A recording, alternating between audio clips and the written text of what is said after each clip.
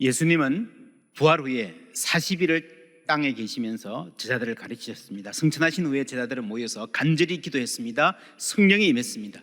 그들은 밖으로 나갔습니다. 그전에는 혹시 우리를 누가 잡아가지 않을까? 예수하고 가까운 것이 알려지면 불이익을 당할 거야 생각하면서 숨어 지내던 사람들이 거리로, 광장으로 나아갔습니다.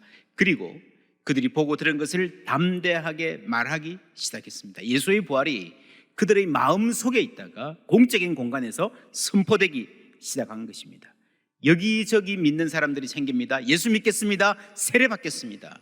자원자들이 쭉 줄을 이어서 너무 많아서 세례를 주는 사도들이 체력적으로 감당하기 힘들 만큼 폭발적이었습니다. 사도들이 모여서 간절히 기도할 때에 임했던 그 성령이 그들이 나가서 그리스도의 부활을 증거할 때에 말하는 사람에게도 듣는 사람에게도 임했던 것입니다. 그 성령은 예수 그리스도를 죽은 자 가운데서 일으키신 생명의 영이었습니다. 죽음까지도 이긴 정복한 능력의 영이었습니다. 그래서 그들은, 성령 받은 그들은 세상이 감당하지 못할 사람들이 되었습니다. 이날 교회가 탄생했습니다. 성령 강림절은 교회의 생일입니다. 우리 포항제일교회, 이 지역교회의 생일은 5월에 있지만 세상 모든 교회가 갖는 공통의 생일은 오늘입니다. 우리는 우리 교회의 117주년을 벅찬 마음으로 감사했습니다.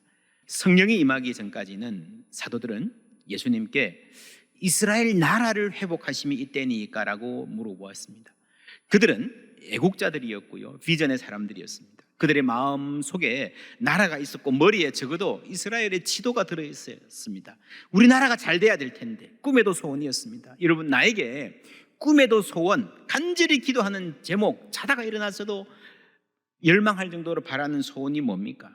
여러분, 대부분 오늘의 그리스도인들에게는요, 이 기도가 나와 내 가족의 범위를 크게 벗어나지 못합니다. 그저 우리 가족 건강하고, 우리 남편 사업 잘 되고, 우리 딸 취직하고, 우리 손자 공부 잘하고, 우리 대부분의 바람과 기도가 이 정도란다라면 주님께 이스라엘 나라의 회복을 염원한 사람들을 우리는 비웃을 자격이 없습니다. 훌륭한 분들입니다.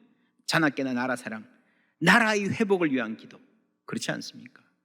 그러나 예수님이 원하시는 회복은 그것을 훨씬 넘었습니다. 그들에게 땅끝까지 가라 그러셨잖아요. 이스라엘 나라의 회복, 그걸로 만족하지 말라. 너희들은 훨씬 더 큰 일을 볼 것이다. 훨씬 더 원대한 사명에 쓰임받게 될 것이다. 그러기 위해서 먼저 해야 될 일이 떠나라, 가라 였습니다. 이거는 처음 하신 말이 아니에요. 예수님께서 처음 제자들을 만났을 때로 나를 따라 오너라, 내가 너희로 사람을 낚는 어부가 되게 하겠다 그러셨잖아요. 이들이 어떻게 들었을까요? 이 말씀을 듣고 어부들은 배와 그물을 버려두었고 세리들은 좋은 직장 사표내고 나섰습니다. 떠났습니다. 어쩌면 처음에는요, 이 그럼이 좀 더 좋은 데로 옮기려는, 삶의 근거를 옮기려는 것으로 생각했는지도 모르겠습니다. 좋은 데 땅 보러 다니는 사람들처럼 좀 더 좋은 고기잡이터, 여기 말고 좀 더 살기 좋은 동네로 이사가는 것 2번 정도, 여기가 아닐까 싶은 데가 있었습니다. 한 번 반짝했던 것은요, 변화산 때였습니다. 예수님이 영광스러운 모습으로 변하자 제자들이 여기가 좋사오니 눌러 삽시다. 그리고 그 후에 오랫동안 그들이 마음에 두었던 곳은 예루살렘이었습니다. 성전이 있고 돈도 있고 권력도 있고 신앙의 중심이라는 자부심까지 있는 이곳, 누가 뭐래도 우리가 여기에 좀 뿌리를 내리고 여기를 중심으로 뭘 해야 된다라고 생각을 했습니다. 그러나 예수님의 생각은 달랐습니다. 예수님이 부활 이후에 하신 말씀, 마태복음의 맨 마지막 결론 함께 읽습니다. 예수께서 나와 말씀하여 이르시되 하늘과 땅의 모든 권세를 내게 주셨으니 그러므로 너희는 가서 모든 민족을 제자로 삼아 아버지와 아들과 성령의 이름으로 세례를 베풀고 내가 너희에게 분부한 모든 것을 가르쳐 지키게 하라. 볼지어다 내가 세상 끝날까지 너희와 항상 함께 있으리라 하시니라. 아멘. 이 말씀 안에 굉장히 많은 강조점이 있습니다. 제자 삼으라, 제자 훈련, 가르쳐라, 교회 교육, 세례, 교회를 세우고 전도하는 일. 그러나 오늘은 2가지 면에 집중하자고 합니다. 하나는 가라. 첫 번째 동사가 가라잖아요. 여러분, 제자 삼고 세례 주고 가르쳐 지키야 하고 이 모든 것이 일단 가야 돼요. 가지 않고는 만날 방법이 없고 시작할 방법이 없습니다. 가라가 먼저입니다. 움직이는 교회가 되라는 말입니다. 그리고 내가 너희들이 가면 너희들 알아서 잘 해봐, 그게 아니고 내가 함께 할 것이다. 세상 끝날까지 영원히 항상 함께 할 것이라는 약속, 가라라는 사명과 함께 하실 것이라는 약속을 받은 교회가 움직이는 교회입니다. 여러분, 교회의 처음 역사 사도행전을 읽어보셨습니까? 사도행전은요, 지도를 펼쳐놓고 따라가면서 읽어야 될 정도로 수많은 지명들이 연이어서 이동하는 게 나옵니다. 영화로 치면요, 한 마을에서 한 집안에서 그냥 쭉 가는 게 아니고요, 그냥 막 사막에 나왔다가 바다가 나왔다가 히말라야 나왔다가 막 그냥 정신없이 몰아치는 영화 있잖아요. 그게 교회의 역사였습니다. 계속해서 사도들이 떠나고 움직이는 역사입니다. 한 곳에서 사역을 하고 이게는 웬만큼 교회가 자립했다 해서 넥스트 스텝 이렇게 간 경우도 있지만 박해가 일어나서 야반도주 하듯이 쫓겨간 적도 많습니다. 여기도 사람이 있어야 되지만 저쪽에 사람이 더 필요해서 이 여린 교회 발걸음 안 떨어지는 데 두고 갔던 적도 많고요, 때로는 영문도 모르고 이유도 모르고 전혀 준비도 안 된 채로 성령의 강한 인도하심을 따라 바다를 건너고 사막을 향했던 때도 있었습니다. 사도행전의 교회는 끊임없이 움직이는 교회였습니다. 구약도 마찬가지입니다. 믿음의 역사가 시작되는 지점이 창세기 12장 아브라함이잖아요. 고향 본토 친척 아비집을 떠나서 내가 너에게 지시할 땅으로 가라. 여기서 믿음이 시작되는 거예요. 믿음은 가는 데서 시작됩니다. 머무르는 곳에 믿음이 없어요. 그래서 믿음의 사람들은 계속해서 떠나는 삶을 삽니다. 그래서 창세기 출애굽기 두 개를 세트로 보면요, 맨 마지막 말씀 40장 34절부터 함께 읽습니다. 구름이 회막에 덮이고 여호와의 영광이 성막에 충만하매 모세가 회막에 들어갈 수 없었으니 이는 구름이 회막 위에 덮이고 여호와의 영광이 성막에 충만함이었으며, 구름이 성막 위에서 떠오를 때에는 이스라엘 자손이 그 모든 행진하는 길에 앞으로 나아갔고, 구름이 떠오르지 않을 때에는 떠오르는 날까지 나아가지 아니하였으며, 낮에는 여호와의 구름이 성막 위에 있고 밤에는 불이 그 구름 가운데 있음을 이스라엘의 온 족속이 그 모든 행진하는 길에서 그들이 눈으로 보았더라. 아멘. 감동적인 결론입니다. 하나님의 영광이 가득하고 하나님이 가라고 하시면 가고 서라고 하면 서고 하나님이 행하라고 하신 일을 행한 일. 여러분, 이 결론이 더욱 감동적인 이유는요, 하나님의 신실하심 때문입니다. 이 출애굽 이후에도 그 엄청난 혜택을 받고 기적을 경험한 이후에도 이스라엘은 불평하고 원망하고 심지어 금송아지를 만들면서까지 하나님을 모독했습니다. 그러나 하나님은 그들을 버리지 아니하시고 충만한 영광을 허락해 주셨습니다. 그리고 그들을 인도하시고 보호하시는 거예요. 할렐루야. 다니엘 헤이즈라는 학자가 이런 말을 합니다. 하나님은 시내산에 오셨던 것과 같은 방식으로 지금 성막에 거하시며 약속의 땅으로의 여정을 이스라엘과 함께 하신다. 그렇다면 성막은 뭐와 같다고요? 이동하는 시내산과 같다. 이 사건의 중요성은 아무리 강조해도 지나치지 않는데, 그 이유는 이것이 바로 출애굽 이야기 전체의 목적에서 중심이며 나아가 구약 성경 전체에서 중심이기 때문이다. 여러분, 출애굽기 40장 마지막 이 결론이 구약 성경 전체의 중심이라고 하는 이 구약 학자의 말, 아주 중요한 말입니다.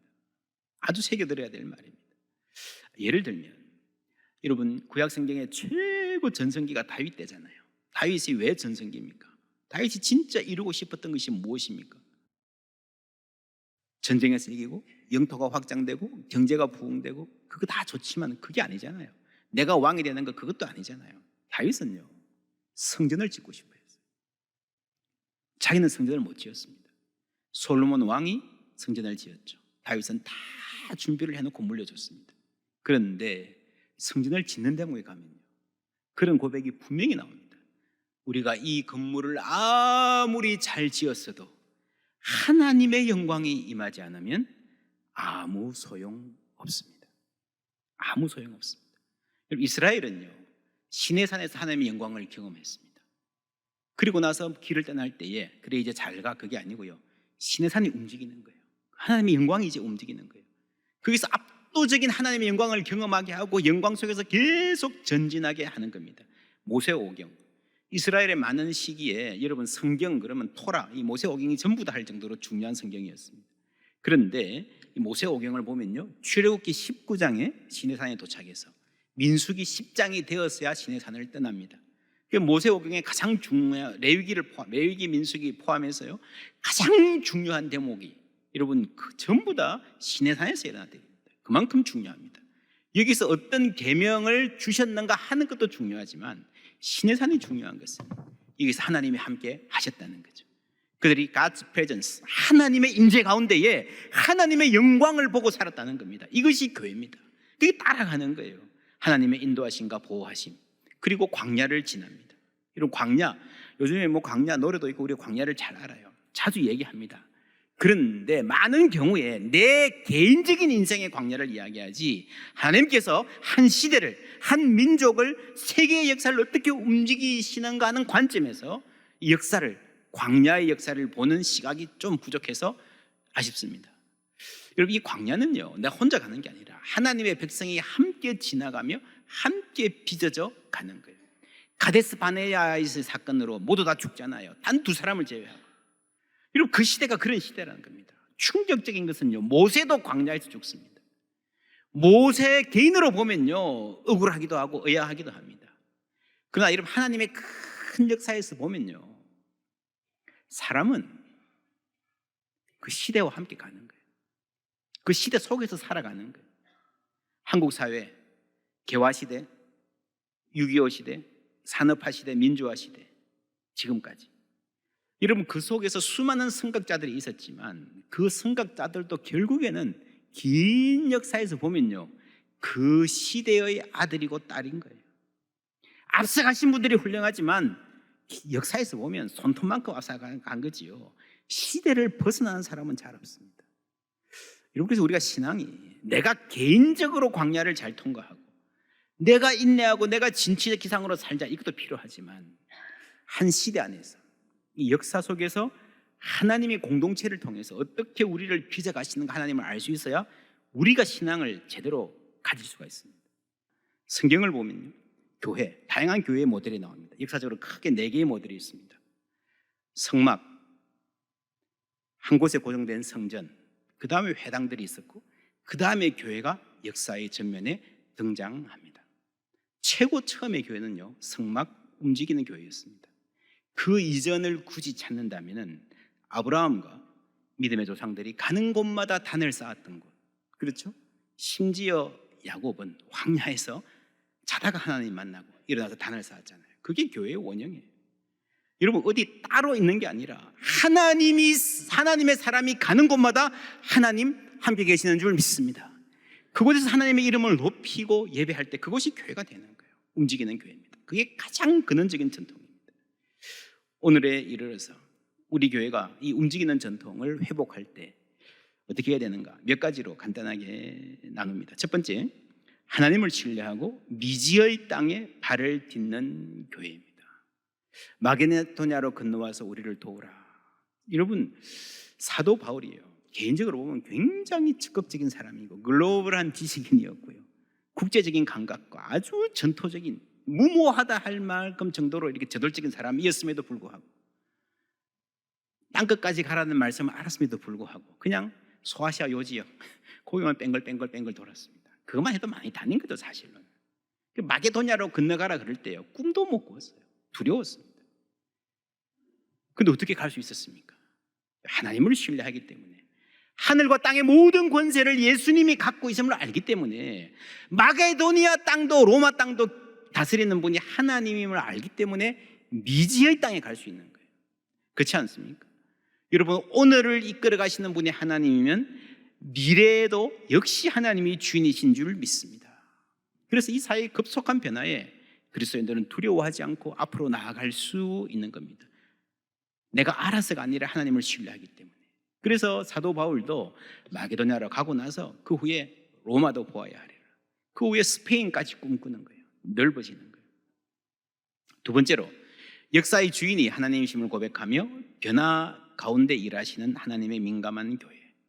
우리가 세상의 변화를 보면요, 이게 무슨 이런 일이 일어나지, 너무 멀미난다, 이거 도저히 안 되겠다, 이거는 좀 이상한 것 같아.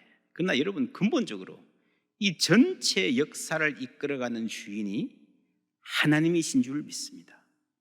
아수르라는 나라가 일어나가지고 우리를 침입해 왔을 때, 바벨론이 우리를 무너뜨리려 할 때에, 여러분 이스라엘이 어떻게 했습니까? 처음에는 뭐야 이런 일이 다 있지 그랬는데요, 이 기도하면서 얻은 결론은 아수르도 하나님이 사용하시는 거구나, 바벨론도 하나님의 주권 안에 있구나, 그래서 그 안에서도 여전히 하나님은 일하시고, 이런 우리가 이해하기도 따라잡기도 힘든 일이 앞으로 많이 생길 겁니다. 세상은 그렇게 바뀌고 있습니다. 이 디지털 세계 마찬가지입니다. 한면으로 이 디지털 세계가 주는 해악에 대해서 우리가 경계해야 되지만, 근본적으로 교회가 이 디지털이 쫙 열어놓은 세계를 외면하면 안 됩니다. 그 안에서도 하나님이 예배받으시고 그리스도의 복음이 증거될 수 있도록 교회가 노력해야 됩니다. 그 다음에 복음의 열정으로 낯선 사람을 만나 열린 마음으로 대화하는 교회. 아브라함이 본토 친척 아비집을 떠났기 때문에 그때부터 만나는 모든 사람은요, 낯선 사람들이에요. 그 사람들하고 어떻게 했습니까? 때로는 나를 두렵게 하고 때로는 긴장하게 하지만 기본적으로 아브라함은 잘 지냈잖아요. 그죠? 아브라함의 믿음의 역사는요, 낯선 사람들을 만나서 이웃으로 삼는 역사예요. 그러면서 하나님이 증거되는 겁니다. 그래서 우리는 넓어져야 됩니다. 그리고 그렇게 해서 많은 사람들, 만난 사람들을 선교가 나에게 가진 것을 주려고만 하지 말고요, 배워야 됩니다. 배워야 됩니다. 예수님이 참 재밌는 게, 여러분 요한복음 4장에서 사마리아 여인하고 대화를 어떻게 시작했습니까? 물 좀 주시오 그렇잖아요. 물을 얻어먹으면서 시작하는 거예요. 확 마음이 열리는 겁니다. 뭘 가져가가지고 너 필요한 거 없냐, 내가 줄게, 이게 아니고요, 때로는 물 좀 달라, 약한 모습으로 가서 배우는 자세로 얘기를 들어주고, 그래서 그 다음에 자신의 전통과 문화를 상대화할 줄 알며 다른 전통으로부터 배울 자세가 되어 있는 교회가 되어야 됩니다. 우리 문화, 우리 전통에 대한 자부심, 우리 것은 좋은 것이요, 좋습니다, 필요합니다. 그런데 그런 만큼 남의 것도 존중해 줄 알아야 되는 거예요.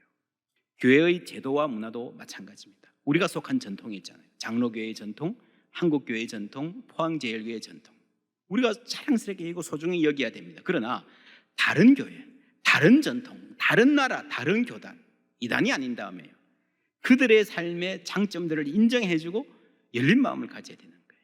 그래서 여러분 세계의 교회들의 현상을 쭉 보면요, 너무 자기 전통과 자기 교단 안에 머물러 있는 교회들은 다 쇠퇴합니다. 열린 마음으로 다른 갈래의 전통을 배울 자세가 되어 있는 교회는 다 부흥하고 있다는 거 우리가 알 수 있습니다. 그래서 교회는 상당 부분 실험적이어야 돼요. 그만큼 자신 있어야 실험인 거죠. 그리고 하나님의 정의, 그리스도의 평화, 승리의 위로를 공적인 영역에 전하는 교회, 이거는 기회가 있으면 좀 더 상세히 말씀드리겠습니다. 그 다음에 성경의 신앙으로 건전한 가치관과 아름다운 문화를 꽃피우는 교회.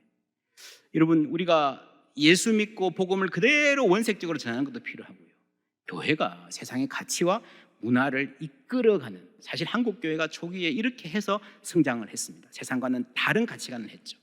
지금은 지형이 많이 바뀌었습니다. 여러분 ESG라는 말 아시죠? 한 3년 전부터 환경, 이제 기업이 더 이상 환경, 사회적 가치를, 여러분 사회평등이나 인권이나 이런 거를 존중하지 않으면 기업이 살아남지 못한다. 그래서 기업마다 전부 다 난리가 났습니다. ESG 맞추느라고, 그 governance, 이 참여하면서 함께 살아가는 걸 말하는 거죠. 근데 이게 본래 다 성경적인 가치입니다. 그렇죠? 창조 질서의 보존, 서로 인권을 존중하고 평등한 사회를 지향하고 약한 자를 돌보고. 근데 지금은요, 이 기업이 더 앞서서 가고 있습니다. 그때 보면 기업도 이제 더 이상 단기적인 이윤만으로 움직이지 않고 장기적인 면에서 근본적인 가치를 고민하는 시대가 되었는데, 교회가 이거는 굉장히 반가운 일이면서도 교회를 고민에 빠뜨리는 일입니다. 교회가 어떻게 가치를, 아름다운 가치를 지향하는 공동체가 될 것인가. 여러분 역사를 알면 정체성이 생깁니다. 이 사람들의 정체성을 부여하는, 세계를 이해하고 역사를 이해하고 정체성을 이해하는 이 작업을 우리가 하겠다는 거예요. 이걸 잘하면 당장은 시장이 축소될지 모르지만 장기적으로 기업의 방향과 기업의 정체성에도 도움이 될 것이다 라고 판단을 하는 거예요. 여러분 놀랍지 않습니까? 그러니까 이러한 문화적 현상들에 대해서 우리가 경각심을 가져야 됩니다. 아, 세계가 이렇게 가고 있구나. 이게 본래 여러분 정체성을 부여하고 역사의식을 심고 가치관을 형성해가고 가치 공동체를 만드는 거는요 본래 교회가 해야 될 일이었어요. 교회가 못하니까 딴 데 가서 하는 거예요. 이걸 해내기 위해서 우리는 문화적 상상력이 필요합니다. 하나님의 말씀을 있는 그대로 받아들이고 이것을 다양한 시대의 다양한 문화로 표현할 줄 알아야 되죠. 상상력. 이런 구약의 예언자들은 상상력의 사람들이었습니다. 하나님의 말씀을 받아서 새로운 세계, 하나님이 아니면 꿈꿀 수 없는 새로운 세계를 꿈꾸고 말했습니다. 그런데 구약에서는요 그 예언자들이 가물에 콩나듯이 뜨문 나왔잖아요. 그런데 한꺼번에 모든 사람이 성령을 받고 자녀들은 예언할 것이고 청년들은 환상을 보고 노인들도 꿈을 꿀 것이다. 이 상상력이 폭발하는 거예요. 그게 성령 강림입니다. 미래에 지금과는 다른 세상을 꿈꾸는 능력을 가졌기 때문에 그들이 세상을 바꾸는 세상이 감당하지 못할 능력을 소유한 줄 믿습니다. 그래서 교회는요 건전한 가치관과 아름다운 문화를 꽃 피울 수 있는 능력이 있는데 그 복음의 능력을 오늘에 살릴 책임이 있는 것입니다. 그게 움직이는 교회입니다. 그리고 마지막으로 하나님의 임재에 목마르고 그 임재 가운데 살아가는 성도. 여러분 움직이는 신의 산 그랬잖아요. 가라 내가 함께 할 것이다. 이 두 가지 초점은요 가라 내가 함께 할 것이다. 출애굽기의 결론과 마태복음의 결론이 놀랍도록 똑같습니다. 가라 내가 너와 함께 할 것이다. 움직이는 교회라고 하는 찬송이 있습니다. 오늘부터 우리 함께 부를 텐데 조금 빠른 찬송이긴 하지만 익숙하게 한번 익혀보시면 좋겠습니다. 입에 붙도록 마음에 새기도록 계속해서 우리 함께 부르면서 내가 살아가는 모든 곳에서 하나님이 예배받으시는 소망이 우리 마음 가운데 깊이 새겨지기를 바랍니다. 사실 이 움직이는 교회라고 하는 이 말은 많이 못 들어보셨을지 모르지만 이 내용은 이 주제와 이미지는요 이미 우리가 잘 알고 있습니다. 한국 교인들이 좋아하는 찬송가들 저 멀리 배는 나의 시온성 빈들이나 사막에서 내 몸이 상할지라도 오늘은 이곳 내일은 저곳 주복음 전하리. 그죠? 천국에 가는 그날까지 우리는 쉬지 않고 이 순례의 길을 가겠습니다. 참 좋아하던 찬송입니다. 사람 없는 거리에나 험한 산길 헤맬 때 주의 손을 굳게 잡고 찬송하며 가리라. 할렐루야. 예, 우리가 복음의 열정으로 낯선 땅을 밟는 사람이 할 수 있는 고백이에요. 사람 없는 거리를 헤맬 때. 왜 갑니까? 복음이 있기 때문에 가는 거죠. 이런 찬송들이 우리 마음에 깊은 울림을 주는 것은 우리 안에 계신 성령이 우리에게 신앙의 본질을 끊임없이 가르쳐 주시기 때문입니다. 하나님 의지하고 순례의 길을 살아가는 움직이는 성도, 움직이는 교회가 지금에 만족하지 않고 하나님의 영광을 위해서 낯선 땅을 밟을 수 있는 용기가 있는 바로 그 성도가 성령님이 우리 가운데 만들어 가시는 일입니다. 여러분 사람이 광야를 가보아야 물 한 방울도 내 힘으로 구할 수 없다는 것 알게 됩니다. 내가 정말 목말라 죽기 직전에 주시는 물 몇 방울 그것이 얼마나 큰 은혜라는 것을 알게 됩니다. 여러분 광야로 가는 교회, 움직이는 교회는요 하나님을 위해서 낯선 땅을 밟을 마음이 있는 교회는 현실에 안주하는 교회가 그냥 여기가 좋사오니 그냥 머무르고 싶은 성도가 감히 상상도 할 수 없는 하나님을 체험하고 은혜를 누리게 될 줄 믿습니다. 우리가 가는 곳마다 함께 하셔서 기도하게 하시고 하나님 찬양하게 하시는 그 은혜 가운데에 우리가 주님께 영광 돌리며 살아가기를 주님의 이름으로 축원합니다.